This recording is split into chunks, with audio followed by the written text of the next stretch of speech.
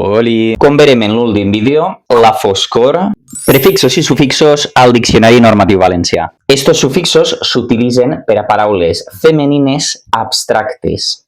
La claror, la foscor, són coses que no podeu tocar. Si parem atenció a l'èuscar, totes aquelles paraules que acaben per asun, com per exemple Osasuna, que és un equip de futbol, vol dir la salut. Maitasuna, l'amor, són coses que no podeu tocar. En valencià passa un poquet igual. A partir de dolç podem fer dolçor, que tindria un equivalent en castellà com ura, dulzura. Per a saber-ne el significat, l'Acadèmia Valenciana de la Llengua, al Diccionari Normatiu Valencià, té una funcionalitat que és posar guionet més el sufix or i vos apareixeran tots els significats. A la inversa, podeu posar un prefix a i posar un guionet i vos apareixeran tots els significats. Coneixeu més paraules acabades en or?